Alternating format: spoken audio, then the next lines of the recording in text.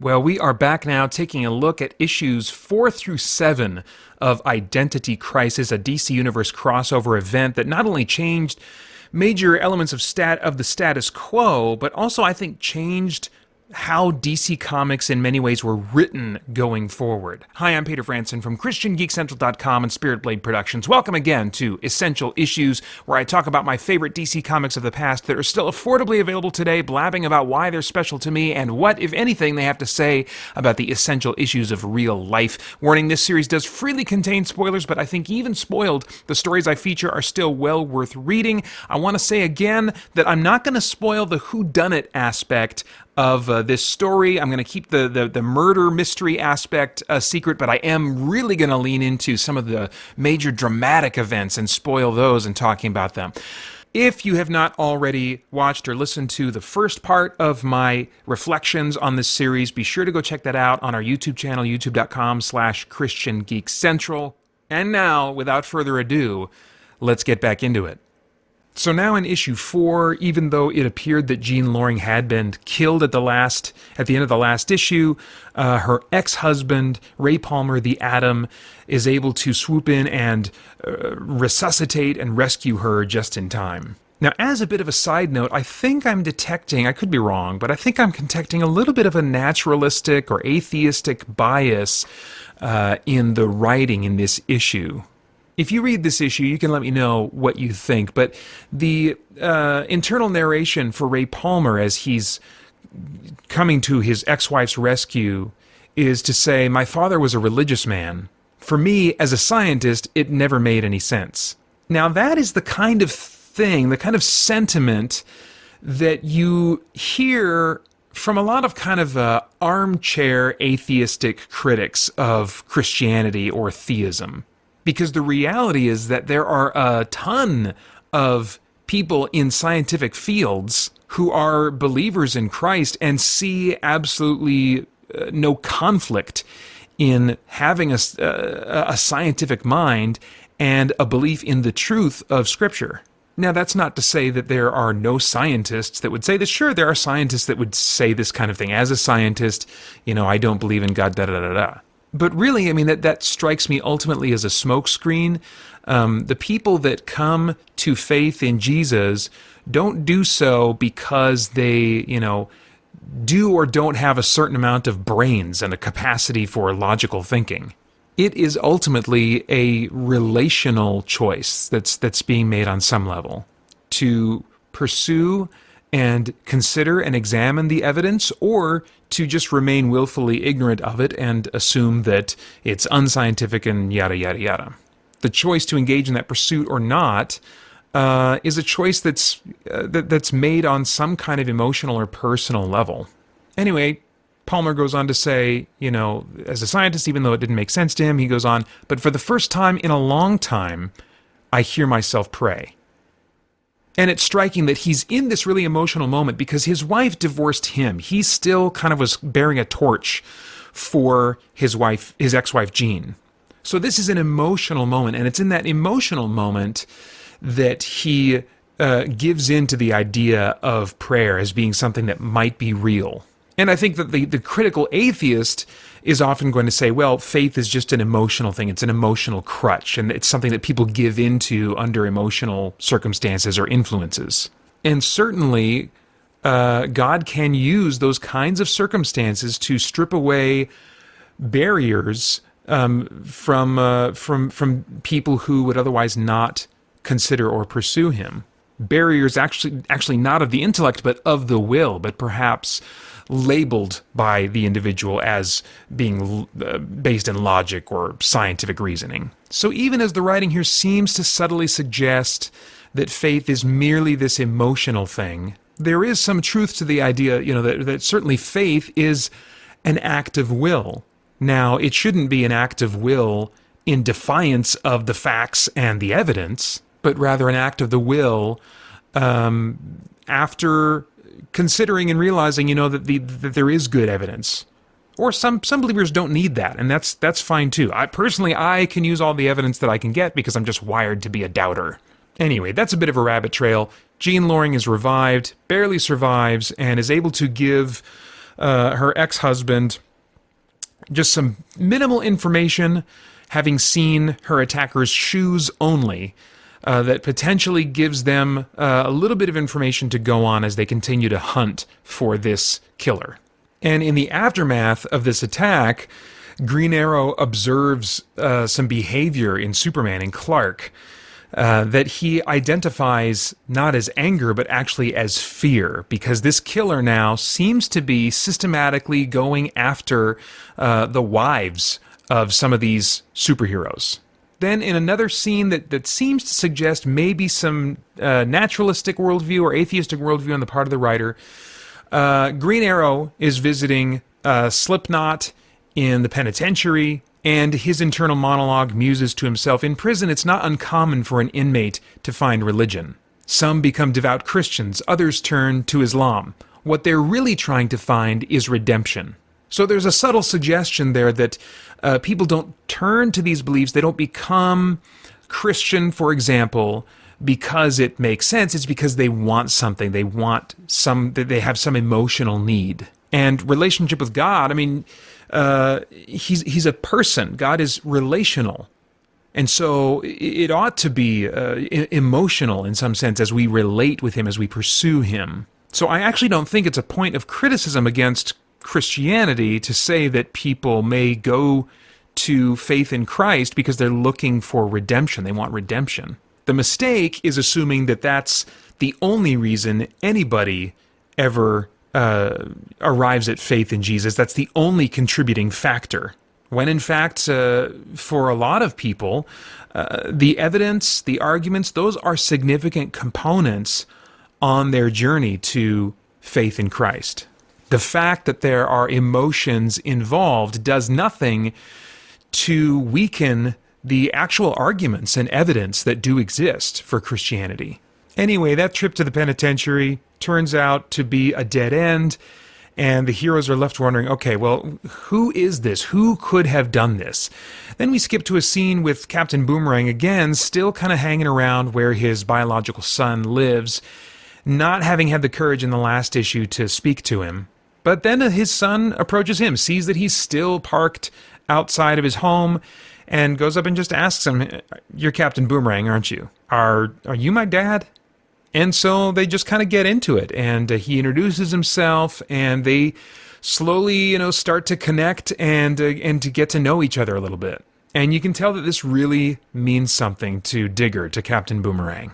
So then we've got a sequence where the writer's throwing kind of red herrings all over the place, as Batman is looking over the list of suspects and ruling out a bunch that the Justice League hadn't, because he's like, no, none of those people benefit from this. The first thing you got to look at is figuring out who benefits from the murder.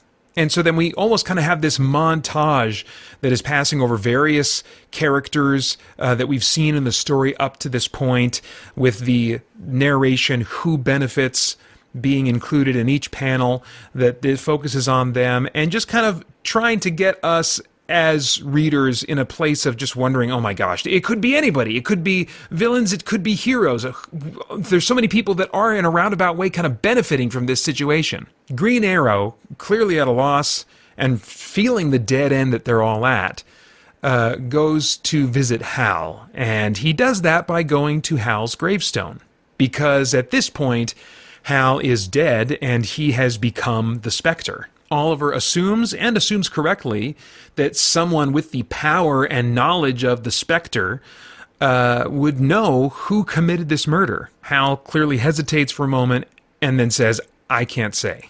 Oliver lets him have it, and he's like, "What do you mean? Why can't you do this? I mean, you're the spirit of wrath." And Hal basically is like, I'm not autonomous. I report to a higher power. So they predictably keep it very vague. But the Spectre doesn't go after every child rapist or serial murderer. And for whatever mysterious reasons, he is not being assigned to go after this murderer.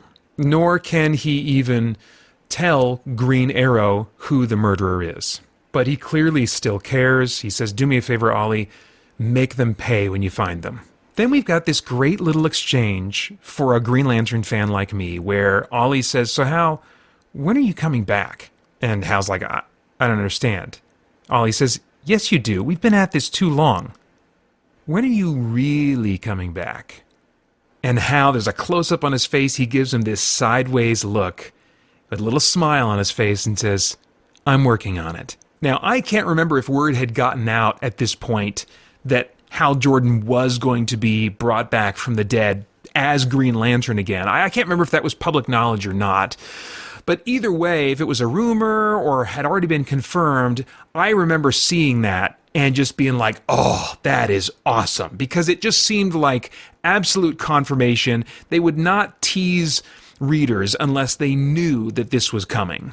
Anyway, in the final scene of this issue, we cut over to Lois Lane, who can tell that Clark has been nervous lately, is concerned, of course, for Lois. She's in her office, opening up her mail, and finds a note. It says, Lois, I know who your husband is, and the S of husband uses the Superman symbol. You're next. The note ends. Issue 5, I mean, this whole series is great, but this one doesn't start out super riveting. Basically, the heroes of the world are going around and just trying to interrogate every villain they think might remotely know anything or have anything to do with what's been going on. This is just kind of desperation on the parts of the heroes now, so many of whom are concerned naturally about the people that are most dear to them. But the next dramatic beat really comes when Firestorm, in a tussle with some villains, gets stabbed with a mystical sword. And the shock on another hero's face alerts us that, whoa, this is very, very bad. We cut away briefly to Ray Palmer and his ex-wife Jean Loring, who is recovering, and he's by her side, and we can see that their relationship is really rekindling, which just continues kind of this theme of relationships and exploring these very personal bonds between various heroes and even villains and family members or spouses. But cutting back to Firestorm then, someone asks you okay, and he's just stammering, And then this is, in the next panel, there's a great bit of art, and I haven't really talked about the art up to this point. It's just really great, solid stuff. It's not usually something that really stands out to me, but when it aids in the storytelling, as this does here, it's really striking to me. We get a close-up of Firestorm's face, and his eyes are brimming with tears, and he says, I'm going to blow up. And it's this really kind of dramatic moment where a lot of times when heroes are facing their own deaths, they do so courageously, or with determination, or they're in the midst of some big battle, and so their faces are angry or whatever. But you don't see this grief and almost panic in the face of a hero that realizes they're about to die. And so there's something very fragile and human about this moment that I really, really appreciate. The narration says, no one there is a physicist, but they still know what happens when you puncture a nuclear reactor. And okay, I mean, has it been established in the past that this is how Firestorm works, how his physiology works? I don't know, but it's creating a dramatic moment here. I'm willing to go along with it. And part of that dramatic moment is Firestorm's courage. For those who don't know, the guy in the pilot's seat is, I think, unless he'd aged a little bit over the years, was in his late teens or at least like early 20s, so really kind of a young guy. So that moment of vulnerability really works for me and feels consistent with a character that's very much feeling like he's at the beginning of his life, maybe feeling invincible in some ways, and then is suddenly faced with this. And yet he's still a hero. The narration says, I always gave the kid crap, but he's a pro. Vixen said he didn't even hesitate. And as he's flying away, he stammers, the professor, my family, someone say goodbye to my dad for me. And then he flies as far and as high as he can and explodes. And so even though this isn't a crossover event like past crossover events that are all about, weird temporal stuff usually going on that results in some major continuity changes, they are changing continuity in different ways, and changing at this point, I think, how a lot of DC Comics, as I said, were written going forward. And then we still have here a very significant hero death. Not a Flash, for a change, but a very significant death. A little bit later, we've got a scene between Tim Drake, Robin, and his dad. And Tim is understandably concerned as he's getting ready to go out on patrol, help the other heroes, try to find this killer.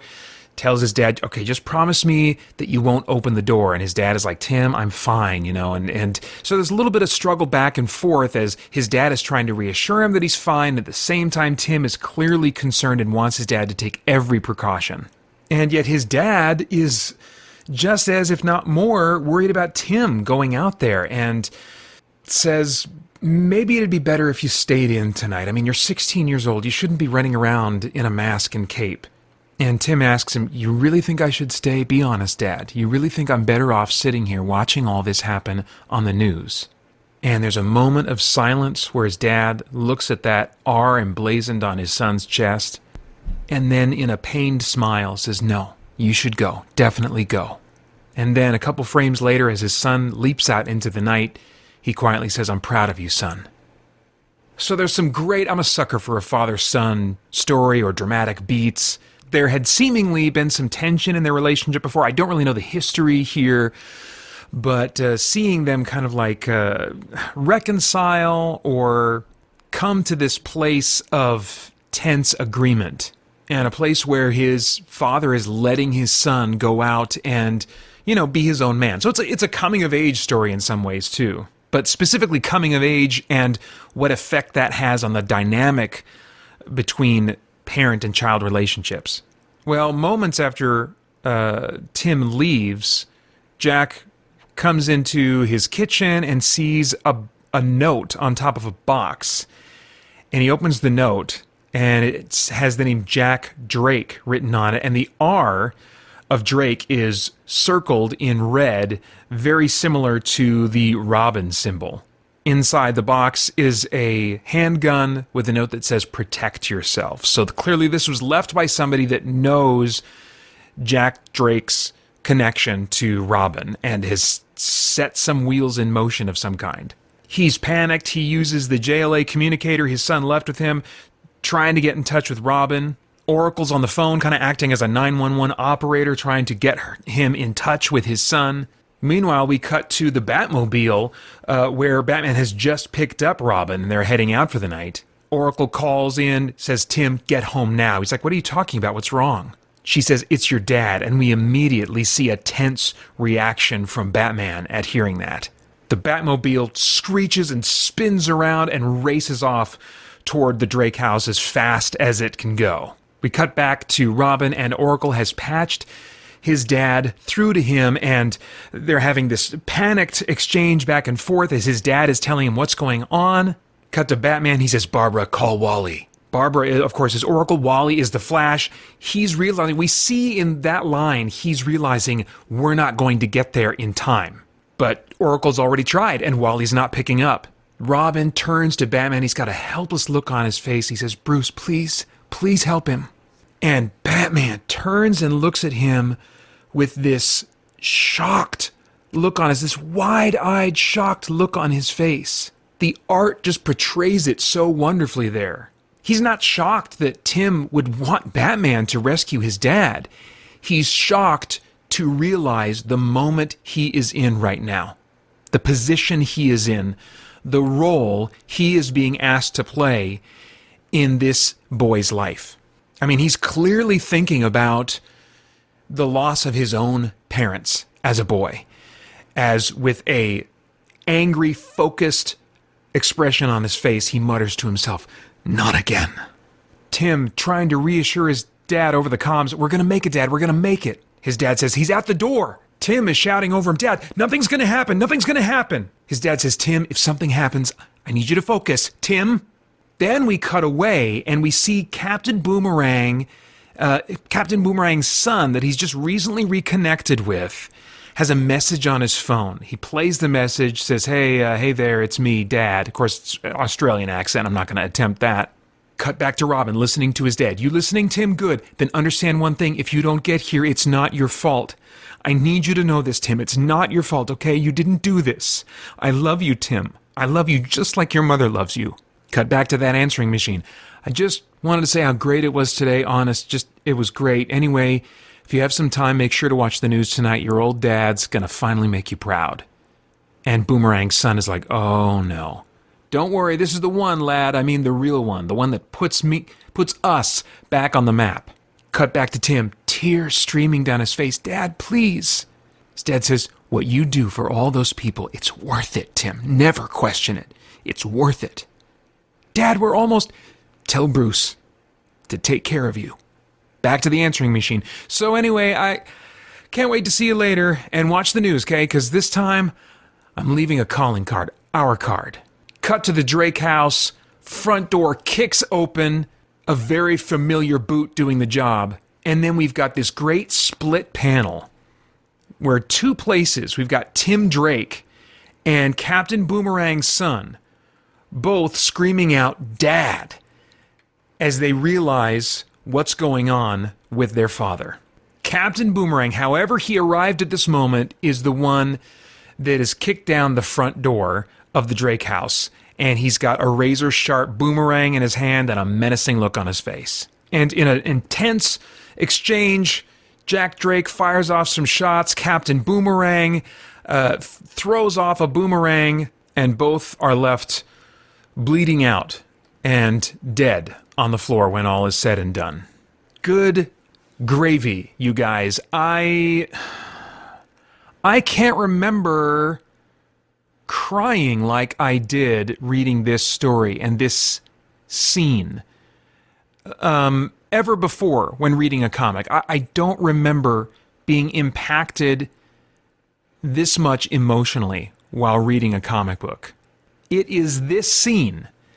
And in some ways I feel bad that I've kind of like shared it with you if you've not seen this already. I hope you still read it, because hearing it from me, even seeing it if you're watching the video version, it's not the same as kind of like reading it yourself. So I really greatly hope that that you experience that for yourself. But I felt the need to go into it here in some detail because of how powerful it is and how impactful it was to me as a reader. Before this, I'd maybe gotten a lump in my throat and different things like that reading comic books before, but I think I remember actually crying while reading this and telling my wife Holly about it and crying again some, telling her about it. I mean, really, really powerful stuff. In issue 6, we see the sad resolution to the tragic scene between Tim and Batman and Tim's father. They arrive too late at Tim's father's house. Tim runs upstairs knowing that the police are going to soon be on the scene, strips off his costume, runs in to see his dad, who just one look at him, he knows that he's gone. But he's still desperate to pull out the boomerang. His hands are cut as he grips the razor-sharp boomerang to pull it out, tears streaming down his face, desperate to get it out. Batman quietly comes behind him and says, Tim, it's okay. I've got you. And then there's this splash page showing just a horrified, shocked Tim, tears streaming down his face, being enveloped in Batman's cloak, who's crouching down and holding him, and the narration simply says, Batman and Robin, orphans. And I think I cried the first time I read this, too. You know, we don't often see this tender side of Batman. We know that he has these recurring nightmares, remembering the death of his parents, and it keeps it fresh in his mind every day, but we usually associate that with revenge, not with grief and this broken vulnerability. And to see Batman comforting Tim here is a really striking and moving image. And to refer to Batman along with Robin as an orphan just kind of reminds us of really the hurting child that still lives deep inside of Bruce Wayne. It's a really powerful, really wonderful moment. And in the aftermath, among other things, we're shown these little vignettes of various DC heroes just kind of like reflecting on their family, either family that they still have and that they really want to hold on to and appreciate while they have them, or family that they have lost. Aquaman standing next to Martian Manhunter reflects on the loss of his son, and we just see this little snippet of a conversation we don't get the whole of, but just Aquaman saying just the sound of his laugh. So clearly there's some kind of conversation reminiscing going on between Aquaman and Martian Manhunter. And in the next frame, Martian Manhunter, J'onn J'onzz, is reflecting on the loss of his daughter, who, if you don't know, he witnessed the death of both his wife and daughter. I'm not sure if he had more than one child. I think just wife and daughter, as they were burned alive, basically. Iris Allen, the wife, the widow of the late Barry Allen, the Silver Age Flash, is looking through an old clip book and reminiscing about her husband. Wonder Woman is at the gravesite of her mother, Hippolyta. So we're getting these reminders of all these family connections these heroes have that, despite them being larger than life, we can relate to, whether we've experienced the kind of tragedy they have or not.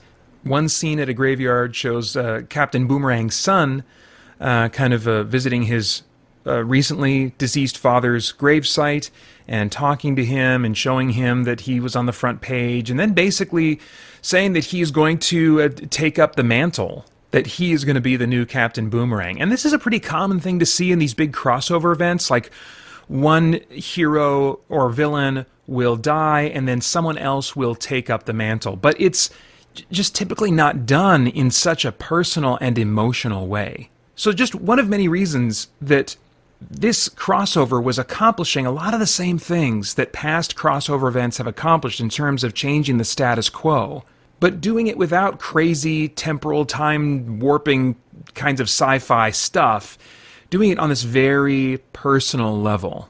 And it really raised the bar for me in terms of what I would expect and want from big events, event books, event stories in comics going forward. Then a little later we have a very important conversation between Wally West, the Flash, and Green Arrow, apparently when they were fighting Dr. Light. And you do notice this if you flip back to the previous issue. When Light's memory is coming back, he can create optical illusions with his light power. And as his memories were being restored, he kind of reflexively, unintentionally cast the images of what he was remembering out for other people to see. It happened very quickly, so apparently only the Flash was able to see it. But in this flashback image, as Dr. Light was remembering this attack where the Justice League was taking him on all at once, Batman is in this scenario, and Batman was never mentioned by Green Arrow as being part of this event when the story was told before. And so Flash is asking, well, what's going on? I mean, how come you didn't mention Batman the first time? And there's a big, pregnant pause as we realize there's something more to the story that Green Arrow has not shared. The big guns, as they mentioned before, like Batman and Superman, would often take off after these big showdowns with villains that the JLA had. But this time, because Sue was the victim, it was a very personal situation. Batman came back after leaving, and he walked in right at the moment that they were wiping Light's memory and altering his personality. And he was ticked about this. Green Arrow, though, makes an interesting observation. He says Bruce would never stand for it, never stand for what they were doing, but then he adds, not without his say-so, which suggests that maybe under different circumstances, if he had been in on it, he would have voted to go ahead and go forward with this. I mean, Green Arrow himself doesn't know for sure. And so we as readers can conclude one way or the other, what Batman would have chosen and kind of keep in our headcanon what kind of person we think Batman is. What Green Arrow suggests here is that ultimately it was about Batman not being able to be in control of the situation, not calling the shots, which is very in keeping with his character.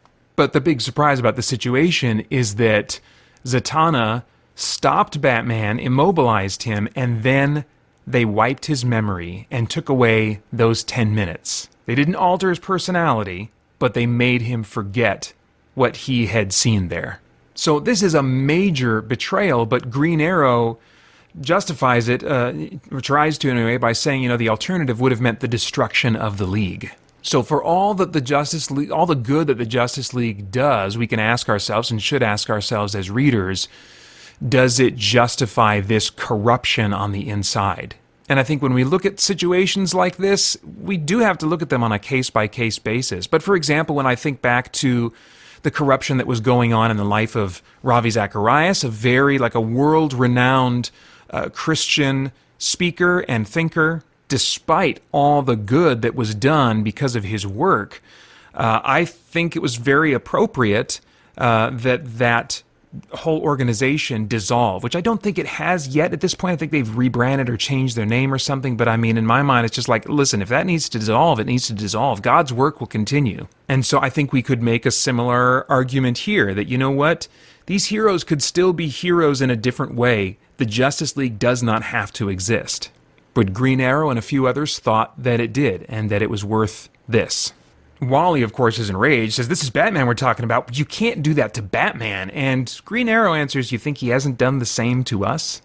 And we don't get confirmation of that here, but I think this is a very reasonable assumption to make, that Batman may have done something very similar to the Justice Leaguers in the past. After all, we know by this point, I think it had already been published, that Batman has contingency plans for defeating or even killing every member of the Justice League. Now, he did that in case they got mind-controlled, as tends to happen every few years. But even so, he was making these plans, doing these things to prepare for or to prevent the worst. And that's, the reasoning here for Green Arrow and these other heroes. So despite Batman being enraged about this situation, we wouldn't be right to think of him as righteous in this area of life. Then the rest of the book is mostly developing the murder mystery. And again, that's something that I am going to preserve for you guys that might want to read this who haven't already. But suffice to say here that at this point, they are beginning to suspect that the murderer could be one of their own, could be a hero among them, and they have a specific one in mind. Then in the final issue, we get the reveal of who the killer was, and I won't say anything more except that it's personal, and it has, as the whole story has up to this point, very personal effects on those closest to the killer and those that are in relationships not quite as close. It radiates outward to everybody. The biggest impact of this story is a personal one. And not just because of the murder itself, but because of the secret that's been revealed. That a small number of Justice Leaguers covertly did something that is very much against what the rest of the League stands for. And even altered the mind of one of their own, Batman. And now Wally West, the Flash, is in on this secret. And when the Justice League gathers to kind of debrief about the whole situation and kind of talk about getting back into the normal rhythms of life, a couple Leaguers notice that something's off with Wally. Batman asks him directly, is there a problem, Wally? And Wally tries to cover it up. No, there's nothing's wrong.